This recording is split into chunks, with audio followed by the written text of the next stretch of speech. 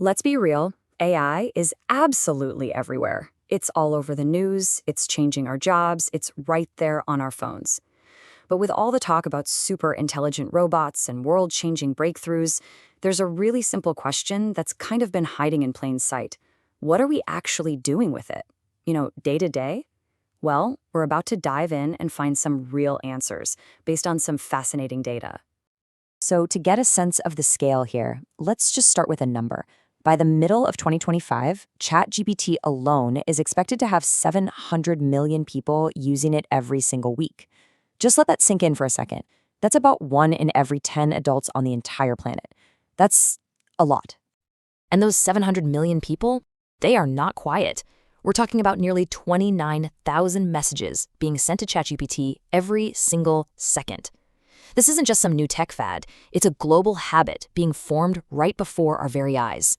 Which, of course, brings us to the big mystery, right?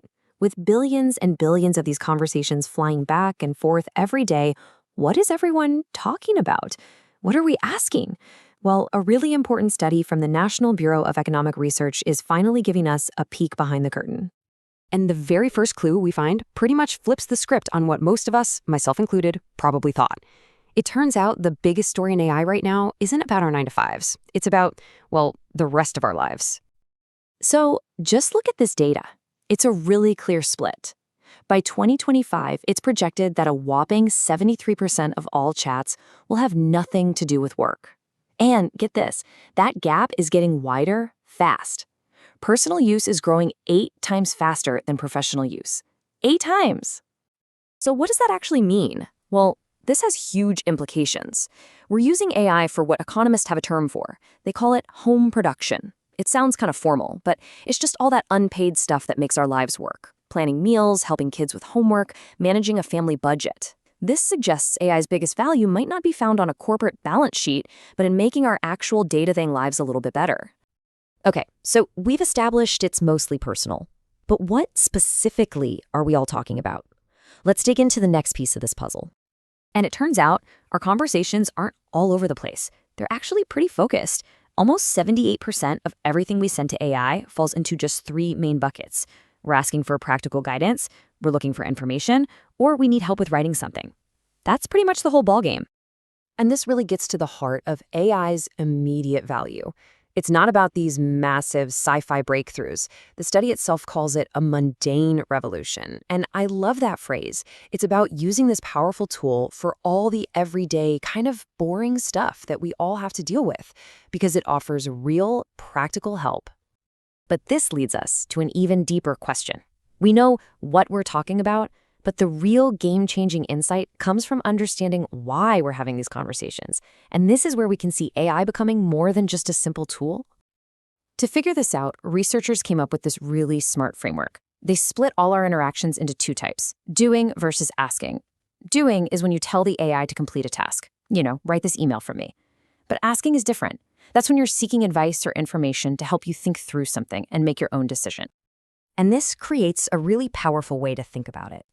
Doing makes the AI kind of like a coworker that you can just delegate stuff to. But asking turns the AI into a co-pilot for your mind. It becomes a partner that helps you think better and navigate complex ideas. It's a subtle but huge difference.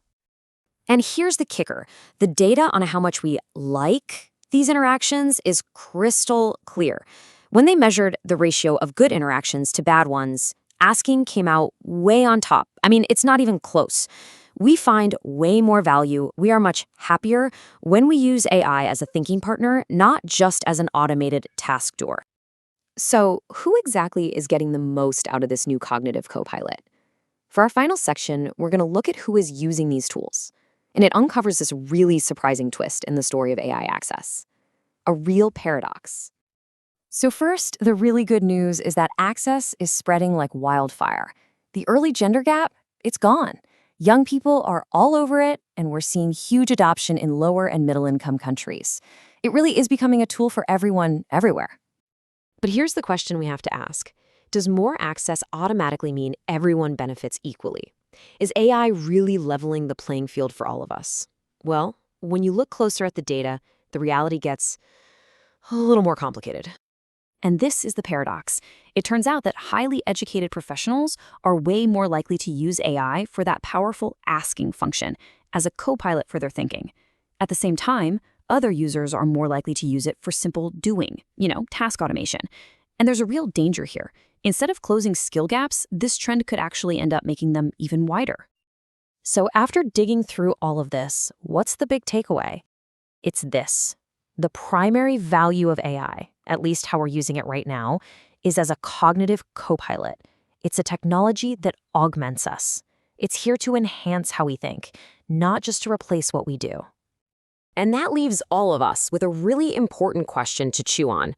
If we all have access to a co-pilot for our minds, what's the most critical skill to have in the future? Is it about knowing the answer, or is it about having the creativity and the insight to ask the perfect question in the first place?